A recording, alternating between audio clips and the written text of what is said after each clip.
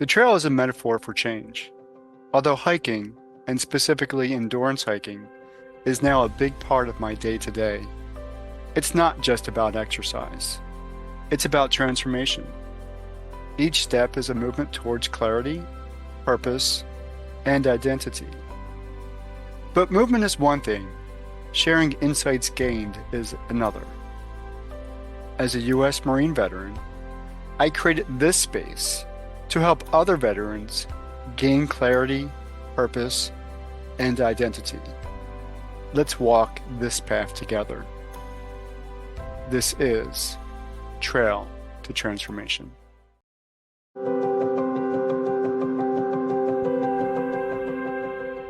Most people aren't broken, they're just dysregulated.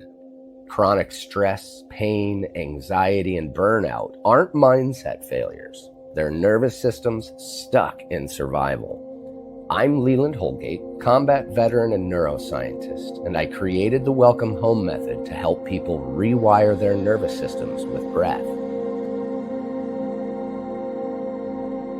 And to go deeper, visit thewillfulwarrior.com.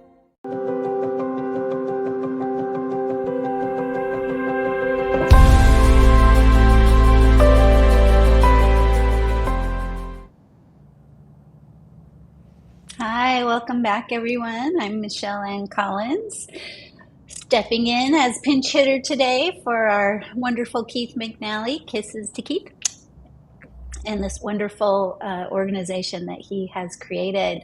Today, we are welcoming Amy from Returning Veterans Project. Amy, I'm so happy to have you here. Thank you for coming. Thank you for inviting me. I look forward to this conversation. Yeah, me too, especially because we don't know each other very well. All your answers are going to be something new to me, so that's exciting for me. So I'd love to start with just where is your person right now, your physical body, and what are you doing? Yeah, right now I'm currently on the beautiful campus of Pacific University in Forest Grove, Oregon. I myself live on the Washington side of the Columbia River, and I work with Returning Veterans Project in the Portland metro area. We cover the whole state of Oregon and Southwest Washington. I'm on the road quite a bit, so I'm excited to be here from this very green, very rainy day place. It is a really rainy day. I'm also in Oregon, so I'm feeling your wetness here. Cruise, So tell Oregon. me what you're doing out at Pacific University today. Today, Returning Veterans Project is acting as the nonprofit host for the Women Veteran Engage event, which is a national event that's broadcast to host organizations across the country. And here in Oregon, we have two. One is happening in Central Oregon today and tomorrow, and then we're hosting the Portland metro area out here at the university. And is Returning Veterans Project hosting both of them, or there's a different organization? A fellow nonprofit organization serving veterans is hosting the Bend event. Oh, okay. That sounds like a wonderful place to be. So tell us a little bit more about yourself. Are you a veteran? What is your relationship with veterans, service members? Sure. I'm a currently serving Oregon Air National Guard member. I'm the senior enlisted leader at the medical group at the 142nd Wing out of Portland, Oregon. I started my journey with the Air Force 27 years ago. I enlisted right out of high school into the active duty component. And then 9/11 happened and I deployed for the first time. I decided I wanted to settle down a little bit and have some kids. And so I left active duty and went into the reserves after my first commitment and traveled all over the world with the reserve component. And then when we were ready to come back here to the Pacific Northwest, I transferred into the Guard because the state of Oregon doesn't have a large active duty base or a large reserve component. The Guard was the next best thing. And I've been with the Oregon Air National Guard since 2012. Wow. And are you uh, is Returning Veterans Project then a volunteer position, or how does your time split between these two things? Yes, so I am a traditional guardsman or a drill status guardsman. So I do 1 weekend a month, 2 weeks out of the year as a minimum, and then I have a full-time job. And what's really fun about this full-time job is it's my first actual job out in the civilian world. My whole life since graduating high school has been directly connected to the Air Force, the reserves, the Guard. All of my full-time work when I was in a guard status or a traditional reserve status has been Air Force related. And so as I started looking at transitioning and retirement and what was that going to look like, I thought, what do I want to do? All of my career has been in an effort to serve other service members and their loved ones. And I had actually used Returning Veterans Project as a resource for airmen across the region in another program that I was working for, and had gone out to their website to look for the spelling of something. And then I saw that they were hiring. And I was like, this job could be my next life. This role could be the next chapter for me. And so I interviewed back in 2022 and went through a series of conversations and meetings with their board at the time, and was brought in October of 2022. And truly, like, my first grown up job outside of the military. I'm sure some of your military jobs felt grown up as well. Yeah. Very Wow.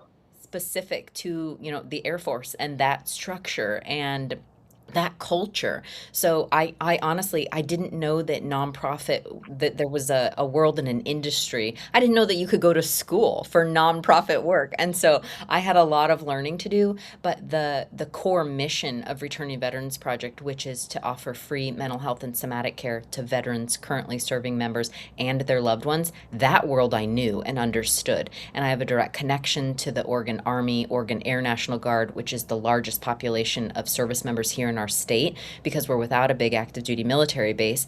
I had that down, and I had direct connections to the primary grouping of people that we serve here.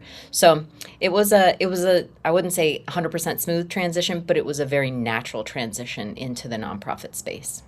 Yeah, it sounds like it. And do you feel like you're still serving the same population, or do you feel a shift since you've moved over to RVP?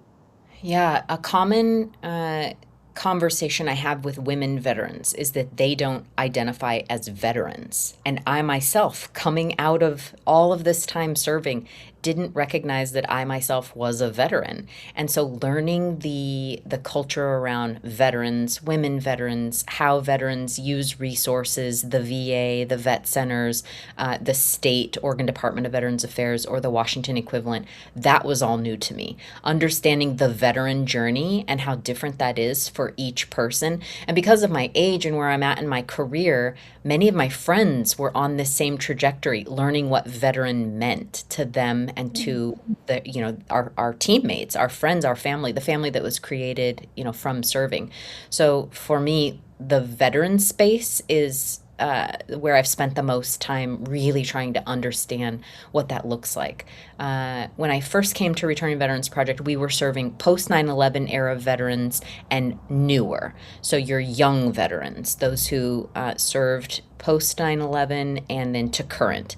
Since my coming on as executive director, we've expanded to serve all eras of veterans. And with each generation of veterans, there are different needs, there are different requests, and especially when you're talking mental health and physical care, right? A younger era veteran doesn't necessarily need the same things that older era veterans and their families require. So that has been a lot of learning on my part and the part of our board, right? To make that expansion and to commit to serving all eras of veterans, that opened up who we're caring for in a really large number. Yeah, absolutely. Wow, that is a big shift. Can you give me some specific example? So you were talking about how the different eras have different needs. Just a little bit more specific, and especially curious if the earlier era veterans are less or more needing mental health around suicide prevention. Yes, I'll give you two very specific examples. One of the first events that I had gone to, there was an older era group of veterans who were moving from table to table, learning about resources. And as soon as I said mental health, they almost tried to run away from me. They did not want to talk about mental health for themselves. Now, one of them that I got to stay and chat was like, "Oh, I will take this information and give it to my grandson.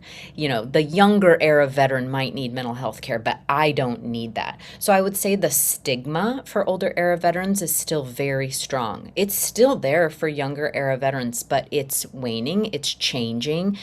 For those still serving, it very much matters who you're working for and the culture that you're living in on whether or not that vulnerability, that asking for help, that preparing for worst case scenario beforehand is acceptable or unacceptable to your team.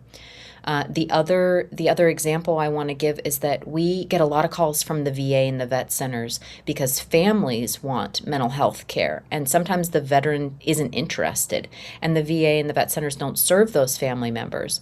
With our older era expansion, we've been asked for a lot of bereavement care because once a veteran Mm. gone, the family loses that connection. And that bereavement, once the veteran has left us, is something that they're turning to RVP for.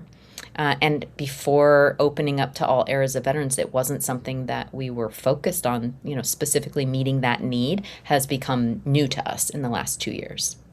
Yeah, that's very profound. The shift in that, and bereavement support is so important. I'm a grief educator and grief coach, so I have clients I'm supporting through bereavement, and yeah, it's a very life-changing thing when you lose someone. Yeah, Yes. so thank you for pointing that out. My previous guest was a coworker of yours, Jennifer Keeling, and one thing that she didn't cover about RVP that I would love you to cover, and this is going to be a two-part one. One is when the veterans are seeking service, there's a couple things that I think are unique about RVP that I want you to speak to, if you don't mind. One is the uh, cost of the services and the privacy of the services. And then Yes. the second part, I know that sounded like two parts, but the second part is, so we are so fortunate in Oregon and Southwest Washington to have RVP. A lot of people watching this episode may be in Virginia or Florida or Texas. Can you say anything about organizations that may be able to offer similar support there Yes. out in the world? Yes, everywhere we go out in the world, outside of Washington and Oregon, people ask, "Where's the RVP in my community?" And unfortunately, RVP under its current branding, it does not exist. With the house logo, with Returning Veterans Project, with our model of care, with our model of service, it doesn't exist elsewhere. We would love to partner with other established nonprofits who are interested in offering this model within their community. We haven't met the right grouping of people who have the energy and time to start that lane within their nonprofit or to add that work or that programming to their nonprofit. But we've had lots of calls. There are a lot of interested people, but it really takes a small village to initiate and start. Our board has talked a lot about franchising, or what would it look like, maybe RVP in a box where we are overseeing these chapters, maybe like NAMI, the National Alliance for Mental Illness. They have chapters across the country, right? And they've made that work. So we're interested, we're into it. It hasn't come to fruition at this point in time. And now So back to if a veteran's in difficulty and yes. is looking for services, what would you recommend outside of the RVP area for right Yeah. now until RVP gets nationwide? Yeah, I would say that services in the state of Oregon and Southwest Washington are overwhelming, and I live here and work here and breathe this environment every day. So, what I would suggest is that wherever you are in the country, you reach out to your Veteran Service Office and you ask, what are the resources here in my community? The vet centers, the VA, the state level VA have dedicated representatives to help you find the services that you're looking for. There are so many, I wouldn't even begin to start listing them or say what's best or the right path for you. But seek out those resources in your area to find out what's available to you based on your discharge status, your DD Form 214, and all those other things, which is a great segue into our model. Returning Veterans Project doesn't care about DD Form 214. We don't worry about when you served, how you served, or how you left the service. We offer free care, 100% free care, and we do this through a volunteer model.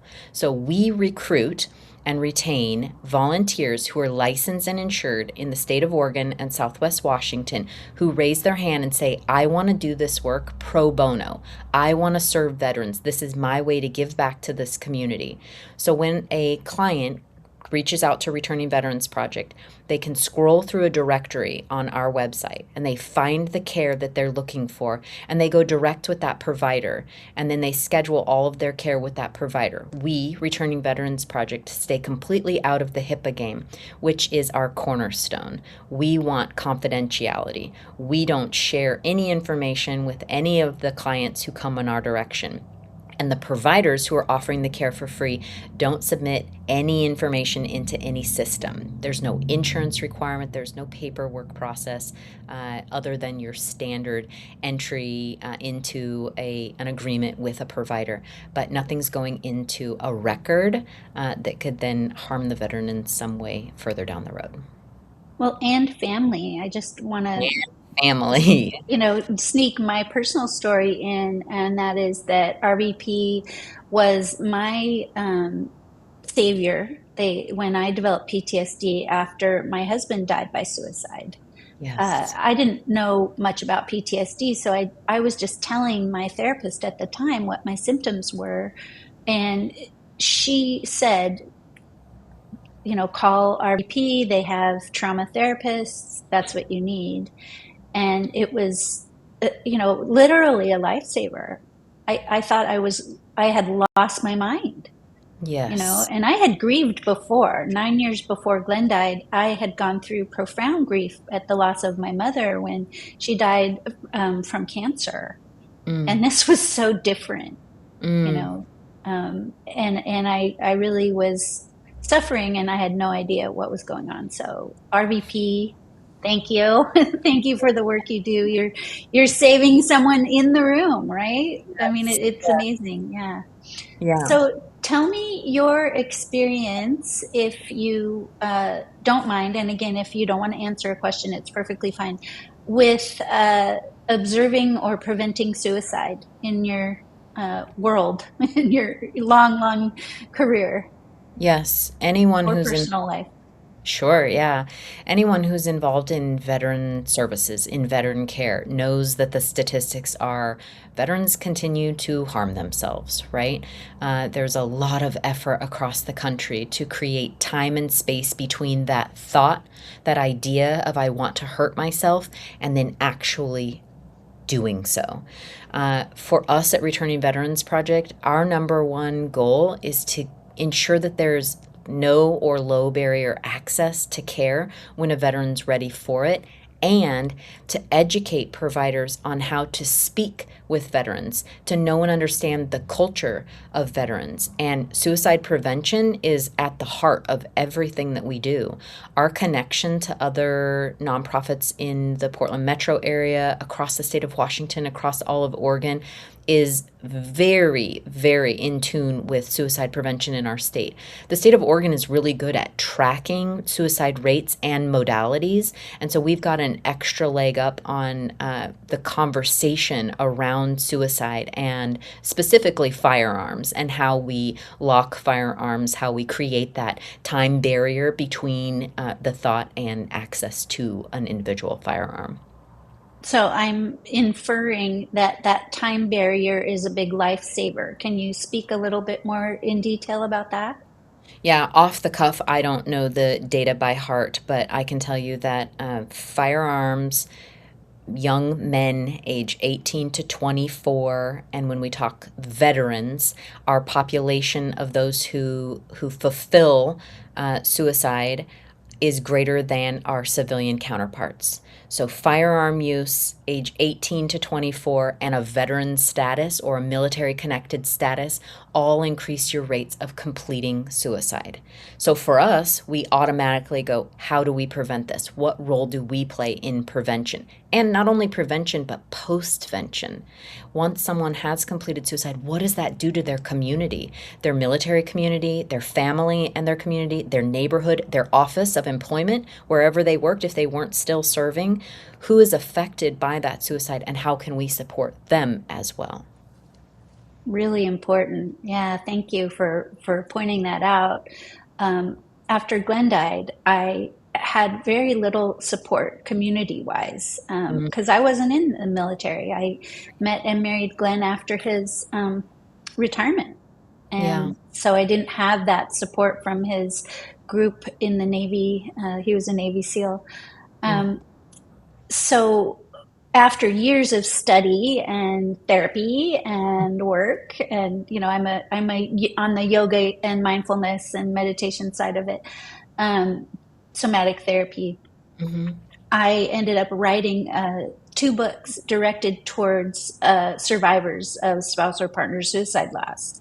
One for the survivor themselves, and mhm, then one for someone who's trying to support them. Because what mhm. I noticed is most people just have no idea what to do. Right. They'll say the wrong thing, they'll do the wrong thing, they'll make you feel worse, and they'll make you want to take your grief away and go hide it because it's obviously upsetting you. Mhm. My friends are upset and they're not helping me. So um, I I understand the lack of support, although I think, Glenn died 10 years ago. I think that the visibility of suicide loss support is much, much higher, and also the prevention and postvention. So, Mm. yeah, would you agree? Yeah, I would agree. I think that every state has a governor's challenge program, which looks at the whole of the state. What are the resources? What's the network around suicide prevention, postvention? What's the education? What are the tools we're using? And Returning Veterans Project has been involved in the Oregon Governor's Challenge program to do just what you said, to increase awareness around and support around suicide prevention and postvention, not only for service members, but their loved ones too. Oh, that's good to know. Governor's Challenge. Governor's Challenge program. Yes. Program. That's Yeah, great. I hadn't heard of that. Thank you for sharing that. you're So we're welcome. we're winding down. We have just a couple minutes left. I would love if there's anything that you feel like you want to share, keeping in mind our audience is, mostly the T3 organization is to prevent all soldier suicide. So if you Hmm. have any thoughts, any stories, anything else you want to share, I would love to hear. Yeah. Something that RVP has done a lot of this year is communicate with certified peers. I think for a veteran, and I'm going to speak personally, the veteran perspective on the journey that is indoctrination into a system and then leaving that system and feeling like you've lost your community and that you may have lost your way. The peer in your life, whether that's a certified peer or somebody who's just walked that walk, who speaks that language, please know that you are loved. Somebody loves you, whether or not it's because you were born into that love or because you were created through this indoctrination. Another veteran wants to listen to you.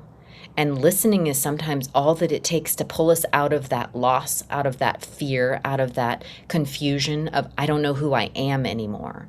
So if you are feeling a sense of suicide ideation or despair, and you feel like you're downward spiraling, please, I beg of you, find another veteran and chat.